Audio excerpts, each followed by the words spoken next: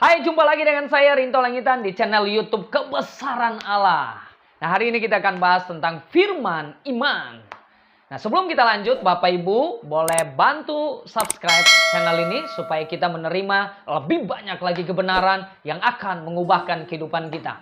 Baik, Bapak Ibu, hari ini kita akan bahas tentang firman iman di dalam Roma 10 ayat yang ke-8 dikatakan begini bahwa tetapi firman itu dekat kepadamu, yakni di dalam mulutmu dan di dalam hatimu. Itulah firman iman yang kami beritakan. Jadi yang dinamakan firman iman adalah firman Allah yang hidup, yang ada di mulut kita dan yang ada di hati kita. Maksudnya apa? Maksudnya begini. Di ayat yang ke-9 dikatakan gini. Sebab jika kamu mengaku dengan mulutmu bahwa Yesus adalah Tuhan dan percaya dalam hatimu bahwa Allah telah membangkitkan dia dari antara orang mati, maka kamu akan diselamatkan. Lalu ayat yang ke-10 dikatakan begini. Karena dengan hati orang percaya dan dibenarkan, dan dengan mulut orang mengaku dan diselamatkan, kan? Nah, jadi ternyata begini Bapak Ibu. Firman iman itu hanya akan terjadi ada dua cara. Yang pertama yaitu pengakuan. Nah, kita perlu melakukan sebuah deklarasi pengakuan. Saya banyak sekali melakukan pengakuan, ya. Contohnya waktu anak saya sakit, divonis dokter namanya Lemuel, ya, lahir dalam ukuran yang kurang lebih dari 1 kilo dan tidak ada oksigen di dalam darah, perlu ventilator. Nah, waktu dia lahir dia nggak nangis, ya, karena belum bereaksi, nggak sadarkan diri.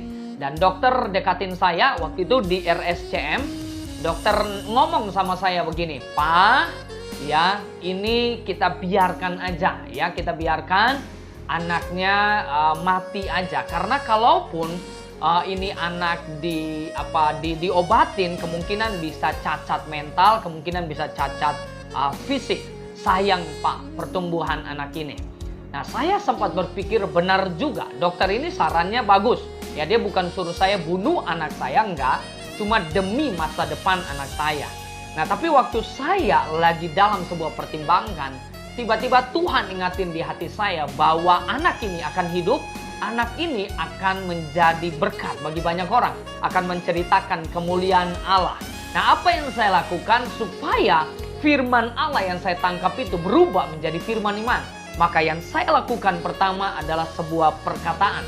Saya lakukan perkataan itu hari lepas hari. Waktu saya lakukan itu, apakah anak saya langsung sembuh? Enggak. Yang ada, ya, dari hari pertama sampai hari ke-15, anak saya makin lama, makin parah, makin drop. Lalu yang lebih mengerikan, ketika saya datang ke NICU, di samping kanan kirinya itu meninggal. Setiap hari ada yang meninggal, yang kondisinya lebih bagus dari anak saya, yang fisiknya lebih bagus dari anak saya. Kok bisa gitu? Tapi anak saya nggak mati-mati gitu. Tapi kondisinya juga nggak membaik. Dan makin hari makin parah. Nah, apa yang saya lakukan supaya firman itu menjadi firman iman? Tadi yang pertama saya memperkatakan, Tuhan ajarin saya. Setiap pagi saya datang untuk mengunjungi dan setiap sore. Karena cuma boleh mengunjungi ke ruangan NICU 2 kali dalam 1 hari. Yaitu pagi dan sore. Nah, setiap kali saya datang saya bisik di telinganya. Saya katakan begini bahwa kamu telah disembuhkan. Kamu sudah mengalami kesembuhan. Apa yang Yesus lakukan 2000 tahun yang lebih yang lalu akan berlaku buat kamu. Dia sudah menebus penyakit kamu, dia sudah menebus kelemahan tubuh kamu, dan tidak ada yang bisa menggagalkan kamu. Kamu dirancang untuk menjadi berkat, kamu akan menjadi penyembah, kamu akan memuliakan Allah, kamu akan menceritakan kebesaran Allah. Dan itu yang saya lakukan, memperkatakan setiap hari. Dan apa yang terjadi ajaib saudara, hari yang ke-30 anak saya mulai membaik. Nah, yang kedua yang saya lakukan adalah saya mempercayainya di dalam hati. Nah, hati kita itu tidak bisa melakukan banyak hal dalam satu waktu. Itu sebabnya Yesus berkata begini bahwa di mana hartamu berada, di situ hatimu berada. Kalau harta ini bicara sesuatu yang penting. Kalau yang penting buat kita adalah Tuhan, kebenarannya, maka hati kita akan ada di kebenaran. Nah, kita akan merenungkan kebenaran, kita akan mempercayai kebenaran, tenaga kita diarahkan kepada kebenaran. Nah, di mana harta kita, di situ hati kita. Kalau hati kita nih lagi fokus ke ketakutan, Karena bahasa asli daripada hati adalah kardio.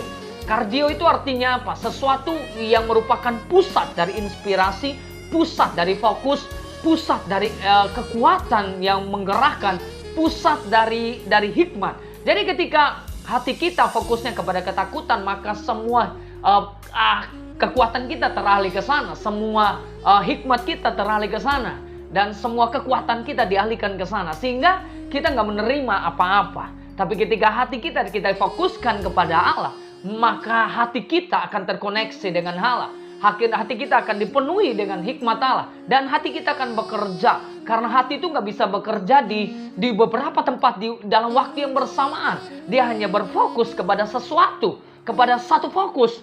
Itu sebabnya Tuhan latih saya yang kedua adalah bicara tentang mempercayainya di hati saya. Dan tiap hari saya lakukan kepercayaan di hati saya. Saya menaruh janji Allah di hati saya. Saya menaruh kebenaran di hati saya. Saya memfokuskan seluruh waktu-waktu saya pada saat itu untuk Allah. Dan apa yang terjadi? Anak saya mulai siuman, mulai sadar, mulai sembuh. Hari ke-20, anak itu dibawa kembali ke rumah kami. Dan hari ini usianya yang ke-7 tahun. Yang dokter katakan kalau dia nanti gede akan bisa ngalamin cacat fisik. Ya, bisa autis. Bisa cacat mental, autis, bisa cacat fisik, mungkin ada gangguan fisik, jalan yang gak benar, dan sebagainya. Tapi hari ini saya mau katakan, anak saya normal sekali. Anak saya sehat, seperti orang yang tidak punya sejarah kritis di masa kecilnya. Itu semua karena firman Allah yang hidup, itu berubah menjadi firman iman. Nah, firman iman ini hanya akan bekerja kalau kita melakukan dua hal tadi. Pengakuan dan mempercayainya di dalam hati.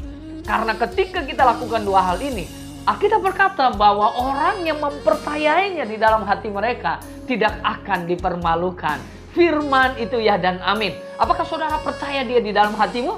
Apakah seringkali ketika engkau ada masalah, yang engkau perkatakan adalah masalahmu, atau yang engkau perkatakan adalah kebenaran? Apakah yang kau perkatakan adalah janji Tuhan?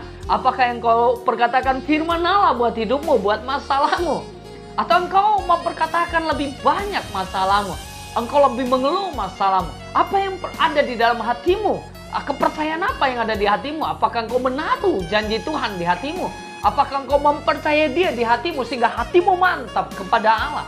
Sehingga ada kekuatan di sana, ada hikmat Allah di sana, ada jalan keluar di sana, ada energi, ada iman yang bekerja di sana, ya kan? Nah, apa yang ada di perkataan kita dan apa yang di mulut kita itu sangat menentukan firman Allah yang hidup itu berubah atau tidak menjadi firman iman. Itu sebabnya tidak semua orang baca firman, mereka mengalami firman itu menjadi firman iman. Nah, saya berdoa supaya semua kita di tempat ini bukan cuma baca firman, tapi mengalami firman yang hidup itu menjadi firman iman yang menghasilkan kuasa Tuhan, yang akan memuliakan Tuhan, yang akan merubah kehidupan kita dari hidup yang salah kepada hidup yang berkemenangan. Tuhan Yesus memberkati.